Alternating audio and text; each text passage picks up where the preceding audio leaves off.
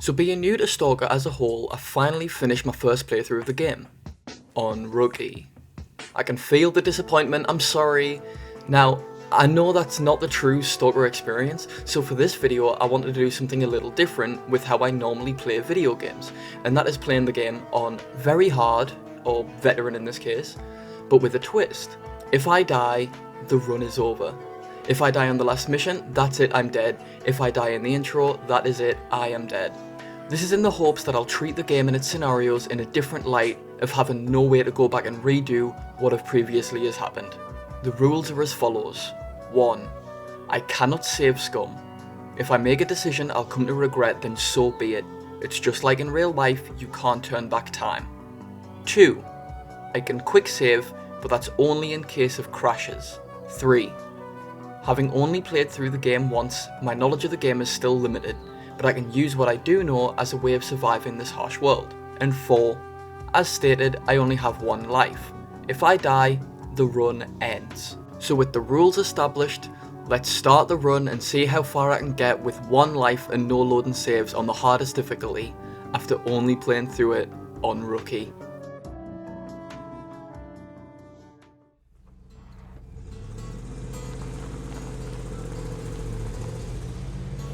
After hopping the fence and arriving in the zone for the first time, again, I decided that maybe the intro is going to be fairly simple since there's only really one gunfight and a couple of mutants that you've got to deal with. It's very railroad at the beginning, but it teaches you what you really need to know about the zone. It's a pretty solid intro. So hopping straight in, I picked up the gun in the sewers, making it past the first anomaly pretty easily and continued along the path, going back for the medkit and then I continued on. Upon leaving the sewers, you have your first mutant attack, which, it's just a flesh, and I decided to run past it since at this point in the game, I didn't know what kind of damage it was going to do to me, but I knew it wasn't going to be anything good, especially if I want to conserve everything throughout the intro for the beginning of the game. After looting a couple of bandits on the way to the science lab, I became a loot goblin and then turned on the power in the place, got the laptop going and talked to Soda.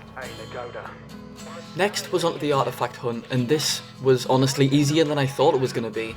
I remember getting attacked by a bloodsucker in my first playthrough, and so after using the echolocator and picking up the artifact, I bolted to the next objective without wasting any time or resources. I'm not going to lie, I had a panic attack trying to find out where to go again. Okay, I'm just going to equip the artifact and just run. I'm just going to run. Fuck, where do I go again? Oh my god, okay, it's this way, it's this. Jesus Christ, run, dude. Okay, I can't loot him. Just go. Fuck. Okay, I'm safe.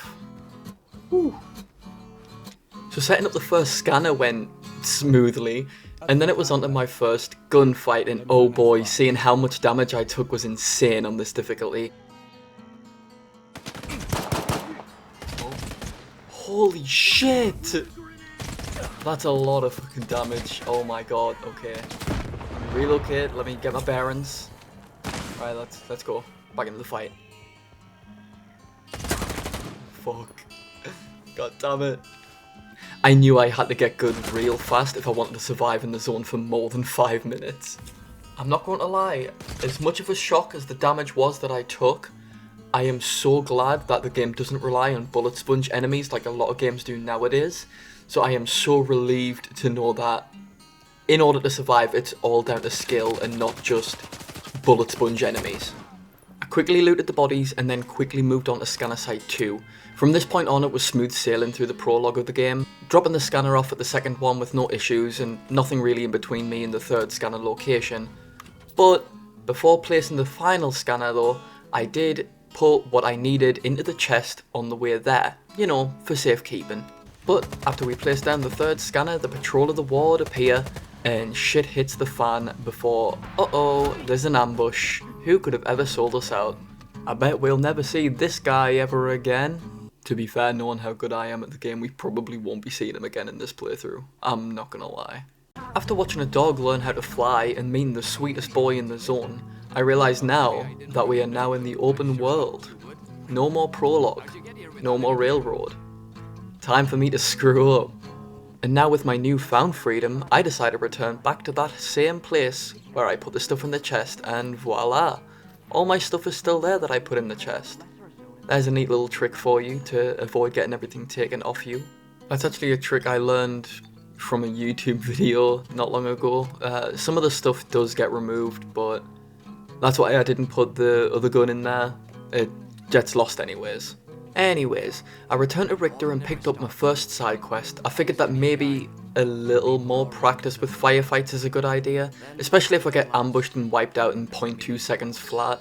I'm actually a really big fan of avoiding having my cranium and internal organs being introduced to the outside world, most likely via a shotgun blast from an ambusher. On my way up to the post office to help out Richter's friend, that you never see or hear from ever again, by the way. It's a one and done situation. The bandits I was to kill were preoccupied with a pack of blind dogs, so taking them out was fairly easy, just 3 pops and the deed was done.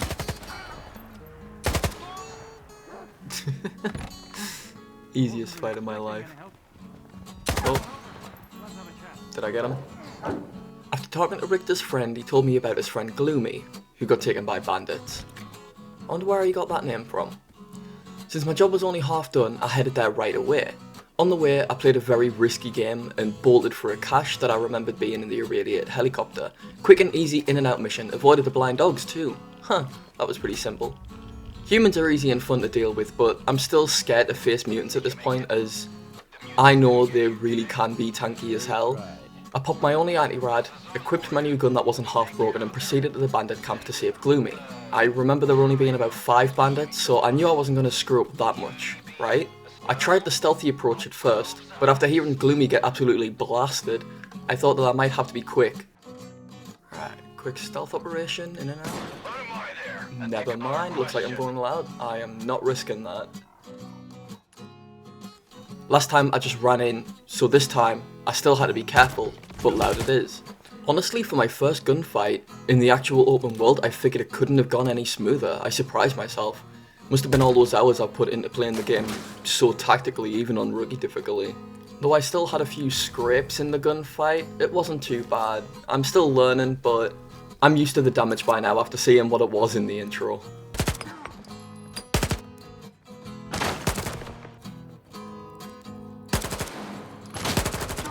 After quickly taking them out, I spoke to Gloomy, remembering exactly why he got his name, and he sent me to a cave nearby for a stash. I wasn't going to say no to extra loot, especially because if I'm not going to use it, I can easily sell it later if I don't want it, for extra money. And hey look, another artifact, I can't wait to use this one. I'm going to sell it. It's obvious, I'm just going to sell it.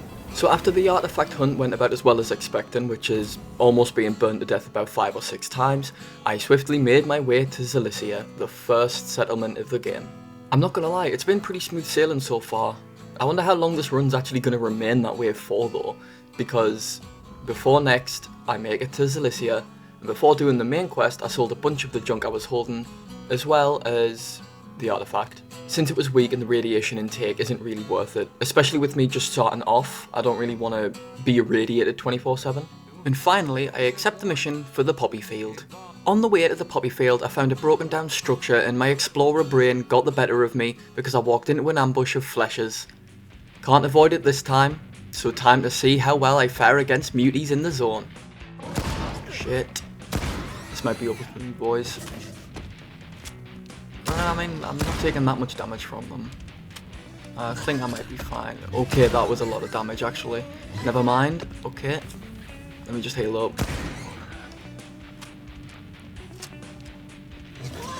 Dodged. Okay, I'm gonna run in here. Let me get my bearings. Try this out. Okay, not too bad, not too bad. Alright. Oh, fuck. Yeah, there we go.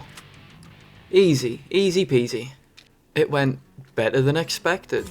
Thankfully, fleshers don't deal much more damage than they did on rookie, so I was pleasantly surprised to see my run not end immediately after leaving Zissa. There wasn't much in terms of loot, so I decided to just pack up and move on. Time to go to the poppy field. From then, the walk to the poppy field was a walk in the park. Nothing really happened. I passed an abandoned structure, and upon reaching the poppy field, Palmer made himself known. I forgot about this guy, probably because of what I did in the first playthrough. Not that I'm gonna do it any differently this time. Now, actually being in the poppy field, I was really nervous. I figured if there was any time to die at the beginning of the game, it may be here, especially considering my lack of energy drinks. See, the poppy field is dangerous, but not due to any mutants or bandits or anything, but due to the fact that the whole area wants to knock you out. If you fall asleep here, you will never wake up again. I mean, it's not the worst way to die in the zone, but there's still something haunting about going out this way, you know? So I was quick on my feet, being a bit hesitant at first, but managed to reach each of the bodies to loot for Palmer. I decided to do the loot the bodies route instead of going down the route of just paying him the money. It's a waste of money for the location of a root seller. I also had the fake out sleep that made me think the run was already over at this point. Is that it? Am I dead already?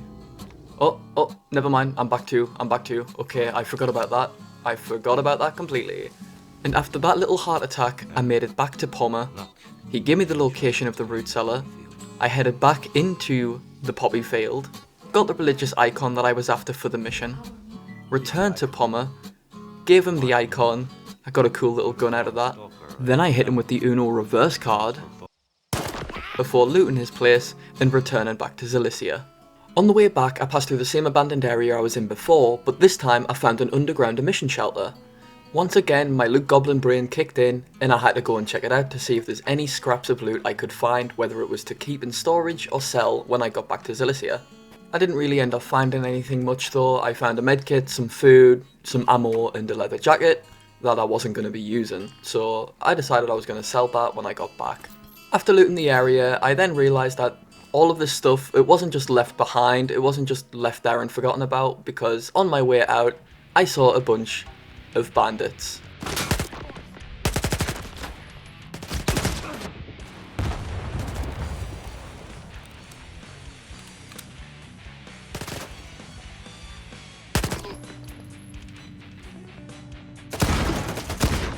Whew. Easy win, easy win. After this, the trip back to Zissa was very uneventful. I didn't really come across anything, so I just continued along the path until I reached my destination. I had to do a quick story moment in the bar before giving the icon back to the guy, but I wasn't really feeling ready yet for the main story, as I know how it unfolds and it is not pretty. Next, I sold off some of my stuff that I loot goblined, slept, and then left the store running into someone going by the name of Nightingale. I never did his mission in the first playthrough, so I didn't know what to expect from it, but with it being an early mission that you can accept anytime, I figured it couldn't be that hard. Just hunt a pack of blind dogs, right? I followed Nightingale to the sheds I was at before when fighting off against the fleshers, and got to work on the blind dogs. It went pretty easily, especially since I had Nightingale with me, so it wasn't too eventful, but I did pick up a secondary mission where I had to hunt blind dogs by myself, so I decided to take him up on that offer. And I eagerly made my way to the first area. Almost dying again due to there being bandits there too, I just managed to get by and survive. Jesus Christ! Okay, I need to find like proper cover, I need to get to proper cover, recuperate a second. Time for the ambush. Fuck! Shit! Oh my god, this was such a bad idea. Oh my god. I'm gonna die. Please don't let me die now. Please. No, please. Okay.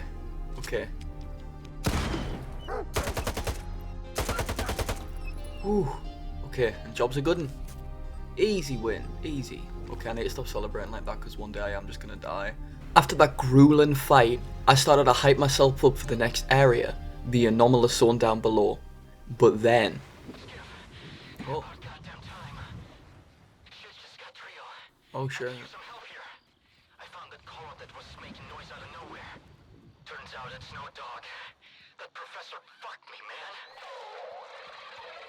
I guess I'm on my way to help him. Let me just loot up real quick and then I'll be on my way. I rushed over to save Nightingale as soon as the quest marker updated and I got his location. And guys, this is when tragedy struck down. I was very disappointed. Let me just show you the clip. Nightingale, I'm here. I'm coming to save you. Oh. Shit. At least he killed it. What? Okay, yeah, no. No, no, no, no, no. Please. Not now, not a bloodsucker. Oh, fuck! Please, no. Die, motherfucker, I swear to God. No! No! Oh, I didn't make it very far. Man, that's disappointing. And with that death, I had to call the one life run a bust, sadly. I didn't make it very far, honestly, but I wanted to see how far I could get with only one life. Honestly, I'm just thankful I didn't die in the prologue, so there's that at least. I am definitely up for giving this another shot at a later date when I'm better at the games, but for now, I think it's time for me to try out and play through the original trilogy of games. I'm really looking forward to seeing where it all began. And that's it for this video. Those of you who stuck around to the end, thank you very much. I really do appreciate it. As well as the amount of support I got from my previous video, I really didn't expect it with being my first proper video on YouTube, so thank you guys a lot for that as well. If this is the first video you've seen of me, please check out my previous one if you'd like to see my honest opinion of the game. It's not a big video by any means, but I just wanted to share my thoughts as a newcomer to the series. I'm definitely looking forward to growing and adapting on this platform as I release more content, so if you guys have any constructive criticism, any advice or any ideas of what you'd like to see from me going forward, please feel free to speak your mind in the comments below. With me not getting too many comments, I read them all and reply to them all. And please, if you liked the video, consider liking and subscribing. I'd love to grow a community no matter how big and small, and share our love for Stalker as well as any other games that might be similar. Having that said, I shall see you in the next video, and thank you guys for watching. Bye bye!